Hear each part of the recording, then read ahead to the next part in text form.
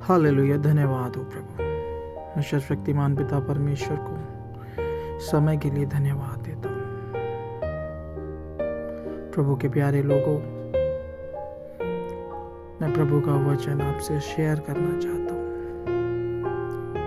कितने लोग होंगे जो विश्वासी होंगे, कितने लोग जो विश्वास में नहीं होंगे, वो जब ये वचन सुनेंगे, इस बात को सुनेंगे, परमेश्वर उनके हृदयों में कार्य करे, उनके सामने सच खुलकर मिले, वो सत्य को जाने और सत्य उन्हें स्वतंत्र करे। हमारे आसपास का माहौल और दुनिया का माहौल जो दुनिया भर में आजकल चल रहा है, सबके सामने है, किसी से छुपा नहीं है। और जो वचन में लिखा है वो पूरा हो रहा है। कितने वर्ष बीत गए, कितनी पीढ़ियां बीत गईं, प्रभु का वचन अभी तक सच हुआ है, पूरा होता जा रहा है। हम इन दिनों ध्यान दें, इतनी बड़ी महामारी पूरी दुनिया में फैली, लोगों के घर घर तक पहुंची। Hallelujah, hallelujah. सारी दुनिया परेशान है, जूझ रही है कि ऐसी समस्याओं के बीच क्या किया जाए। हर एक व्यक्ति परेशान है, हर एक घर परिवार परेशान है, हर एक समाज परेशान है, हर एक राज्य परेशान है, हर एक देश परेशान है। तो मैं बता दूं प्रभु के प्यारे लोगों, इन दिनों जो चल रहा है, इसके लिए मैं प्रार्थना करता हूं निरंतर कि लोगों को सच खुलकर मिले, सच्चाई लोगों के सामने आए। पिछले दिनों कुछ लोग मेरे घर आए, टीकाकरण के बारे में मुझसे पूछा गया कि आपने लिया है, नहीं लिया है। तो मैंने उनको बोला अभी मेरे को लेने की कोई ज़रूरत नहीं है। तो उन्होंने मुझसे कहा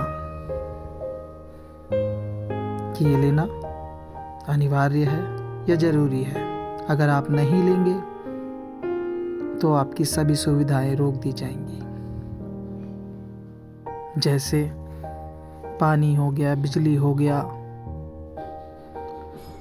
और कोई भी राशन हो गया, या कोई भी सुविधाएं, या जैसे एटीएम से पैसे निकालना, बैंक से पैसे निकालना, सब कुछ बंद कर दिया जाएगा। तब मैं थोड़ा सोच में पड़ गया। मैंने वचन हम निरंतर पढ़ते आते हैं, जितने विश्वासी लोग इस बात को सुन रहे हैं सब जानते हैं वचन में क्या लिखा है और क्या हमारी आंखों के सामने हो रहा है, और ये हमारे ही समय में पूरा हो रहा है।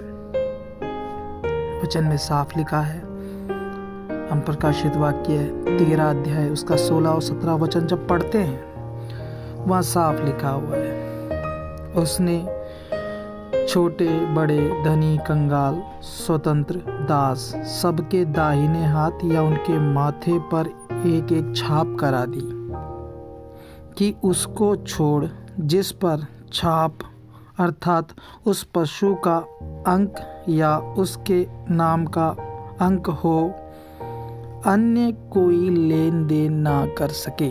ज्ञान इसी में है, जिसके बुद्धि हो वह इस पशु का अंक जोड़ ले, क्योंकि वह मनुष्य का अंक है और उसका अंक 666 है। तो जैसा कि हमने भी वचन में पढ़ा प्रकाशित वाक्य उसका 13 अध्याय उसका 16, 17 और 18 वचन, इसमें साफ साफ लिखा है। और जैसा कि उन्होंने मुझसे बोला, ये सब आपका बंद कर दिया जाएगा। हाँ, ये वैक्सीन उस पशु या उस शैतान का अंक या छाप नहीं है, लेकिन इसके आगे आने वाला प्रोग्राम इससे जुड़ा हुआ है। आने वाला चिप है जो उस पशु का छाप है, जो या तो दाहिने हाथ या माथे पर दिया जाएगा। उसी के द्वारा सब लेन देन होगा।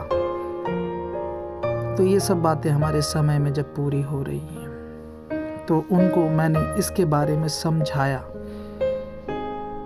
जो मुझसे बात कर रहे थे इस बारे में। मैंने उनको बताया कि ये वचन में लिखा हुआ है और ये हमारे समय में पूरा हो रहा है। मैंने उनसे पूछा, आप स्वर्ग और नरक में विश्वास करते हैं? उन्होंने बोला, हाँ करते हैं। मैंने कहा, वचन में ऐसे ऐसे लिखा हुआ है, जो अभी मैं यहाँ आयतों को लेकर के पढ़ा है। मैंने आगे आने वाला प्रोग्राम भी उन्हें बताया। तो उन्होंने मुझसे पूछा, क्या आप क्रिश्चियन हैं? मैंने कहा, नहीं, मैं विश्वासी हूँ। मैं प्रभु पर विश्वास करता हूँ। प्रभु ने मेरे जीवन में काम करा, मेरा जीवन बदल दिया। मैं प्रभु का वचन दूसरों तक पहुँचाता हूँ। ये सच दूसरों के सामने रखता हूँ ला करके। हालेलुया, प्रभु का धन्यवाद हो। प्रभु ने फिर वहाँ वचन शेयर करने के लिए, बताने के लिए सहायता मदद किया। मैंने उन्हें बताया कि आप यीशु मसीह के बारे में सुना है या जानते हैं कि वो ही एक अकेला उद्धार करता है। वो सब मानव जाति के लिए और जगत के लिए उद्धार का कारण बना है। परमेश्वर का इकलौता पुत्र है वो, जिसके द्वारा हमारे पाप क्षमा होते हैं और उसके नजदीक आने का अवसर हमें मिलता है। उसी के द्वारा हम परमेश्वर के प्रेम को जानने पाते हैं। वचन में भी लिखा हुआ है कि कोई दूसरा नाम नहीं दिया गया जिसके द्वारा हम उद्धार पा सके। जीसस क्राइस्ट आज से लगभग BC 2 या 3 में उनका जन्म हुआ था और करीबन ये AD 2022 चल रहा है। करीबन 2000 साल पहले का घटना है। प्रभु आया, कुंवारी मरियम के द्वारा जन्म लिया। परमेश्वर का निष्कलंक मेमना भी उन्हें कहा जाता है, जो जगत के पापों को अपने ऊपर लिए हुए सलीब पर चढ़ गया। वही एक था जिसके अंदर हम सब के पापों को उठाने की योग्यता थी और उसकी परीक्षा हुई। परीक्षा में भी वो खरा निकला और हमारे पापों के लिए सलीब पर बलिदान किया गया। और जब सलीब पर यीशु मसीह को चढ़ाया जा रहा है तो उनके मुंह के शब्द ये थे, हे प्रभु इन्हें क्षमा कर, ये नहीं जानते कि ये क्या कर रहे हैं।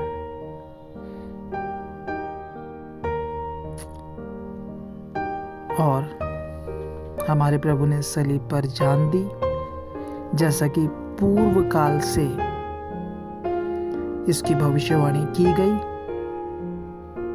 समय समय पर भविष्यवक्ताओं के द्वारा बताया गया, इसकी गवाही दी गई और अपने ठीक समय में प्रभु ने आकर क्रूस पर जान दी, मृत्यु और पाप का खुल्लम खुल्ला तमाशा बनाया।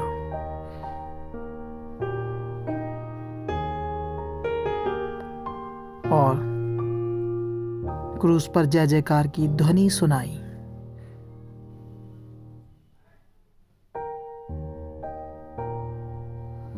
और हमारे पापों को सलीब पर लेकर चढ़ गया। हमारे पापों के लिए वो मारा गया, गाड़ा गया और तीसरे दिन जी उठा। यही है सुसमाचार मेरे भाइयों, यही है। अगर वो सिर्फ मारा गया है, गाड़ा गया है, अगर तीसरे दिन नहीं जी उठता तो पूरे जगत में सुसमाचार का प्रचार ना होता। वो तीसरे दिन जी उठा।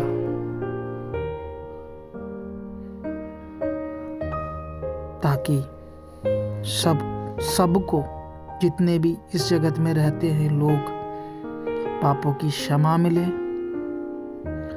परमेश्वर के साथ उसका रिश्ता होने पाए, संबंध बनने पाए।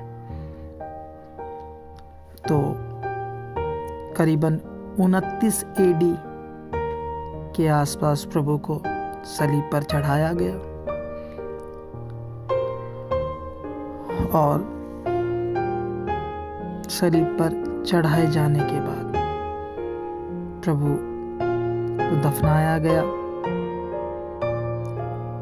फिर उसके तीसरे दिन हमारा प्रभु जी उठा है और जितने प्रेरित लोग थे उन सबको वो दिखाई दिया, बातें की, स्वर्ग राज्य के बारे में बताया, गवाही देता रहा। और जो उस समय जो प्रभु के चेले थे वो उसके साथ साथ रहे। और प्रभु ने, स्वर्गीय पिता ने भविष्यवाणी की थी कि जब तक पवित्र आत्मा ना उतरे इसी नगर में ठहरे रहो या यरूशलेम में ठहरे रहो। और जब पवित्र आत्मा तुम पर आएगा तो तुम मेरे गवाह ठहरोगे। पहले यरूशलेम, फिर यहूदिया, फिर सामरिया, फिर पृथ्वी की छोर तक। आज हम देखें प्रभु का वचन दुनिया के कोने कोने में पहुंचाया जाता है कि सबके पापों के लिए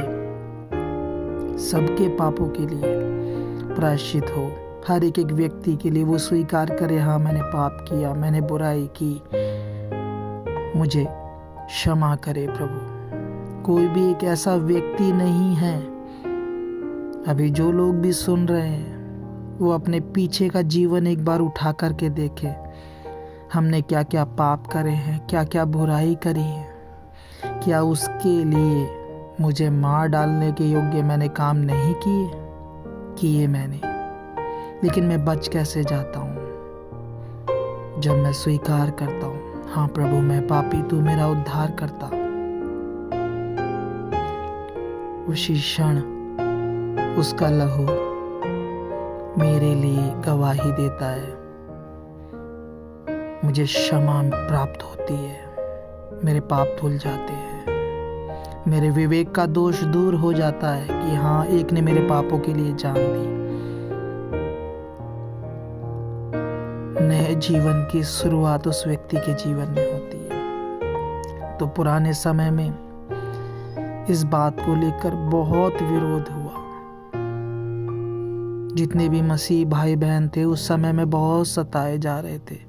जो प्रभु पर विश्वास करता था, प्रभु ने जैसे वायदा किया है, स्वर्ग के राज्य की बातें बताया कि स्वर्ग का राज्य आएगा आएगा आएगा, वो आने वाला था। यीशु मसीह ही हमारा राजा, यीशु मसीह ही हमारा मसीहा है। तो जब यीशु समाचार दूसरों तक पहुंचाया तो बहुत लोगों ने सताव उठाया, झेला, जाने गई लोगों की। लेकिन वचन में भी लिखा जो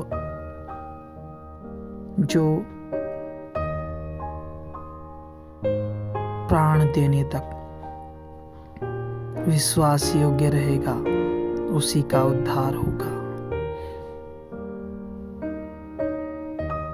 तो जब सत्य अंदर आता है तो रोशनी आती है, रोशनी जो जगत को उजियाला देती है। जैसे यीशु मसीह जगत की ज्योति होकर आया, वो हम सब ने जिन्होंने प्रभु यीशु पर विश्वास किया एक एक ज्योति बन जाता है। वो अंधकार के मार्ग में नहीं चलता, वो पाप और बुराई के मार्ग में नहीं चलता, उन सब कामों से मन फिराते हुए सत्य मार्ग पे चलता है, दूसरों से प्रेम करता है, दूसरों की भलाई के लिए सोचता है। वचन में भी लिखा है, अपने बैरियों से प्रेम करो, अपने सताने वालों के लिए प्रार्थना करो और अपने परमेश्वर से पूरे शक्ति के साथ, पूरे आत्मा के साथ, पूरे प्राण के साथ प्रेम करो। हालेलुया। हमारा प्रभु शीघ्र आने वाला है। उस समय में सताव बहुत बढ़ गया था, लोग हियाव छोड़ रहे थे और यहाँ तक कि उन्हें लगा था कि प्रभु का आमद हो गया है। प्रभु ने यह वायदा किया था जाते समय, अपनी मृत्यु के बाद, दफनाई के बाद, जी उठने के बाद 40 दिन तक दिखाई दिया और जब स्वर्ग पर उठा लिया गया तो उसने बोला स्वर्गदूतों ने, जैसे जिस रीति से अभी आप लोग जाते हुए देख रहे हो उसी रीति से फिर प्रभु यीशु को राजा होते हुए आते हुए देखोगे। तो अभी तक ये बात बाकी है। सब लोगों ने जब हियाव छोड़ दिया था तब करीबन 90 या 96 AD के आसपास प्रभु ने अपने प्रेरित यूहन्ना के द्वारा प्रकाशित वाक्य लिखवाया गया। जो घटना भविष्य में होने वाली है वो सब उसमें लिखवाई गई कि अंत के दिनों में क्या क्या होगा। तो इस सुसमाचार के द्वारा, जो बाइबल की आखिरी किताब है, जैसा कि अभी हमने वचन में पढ़ा था, 13 अध्याय उसका 16, 17, 18 वचन, तब इस वचन के द्वारा लोगों में थोड़ी आशा जागी और लोगों ने सताव सहा, प्रचार किया, लोगों तक ये वचन पहुंचाया और अब हम इन अंत के दिनों में ये सब कुछ घटते हुए देख रहे हैं। करीबन 1900 साल मान लीजिए करीबन के करीब वो पुस्तक लिखवाया गया। इतना समय बीत गया है, इस बीच बहुत सी घटनाएं हुई हैं, कितनी पीढ़ियां आकर चली गई हैं। समय समय पर प्रभु का वचन पूरा होता आया है और हो रहा है।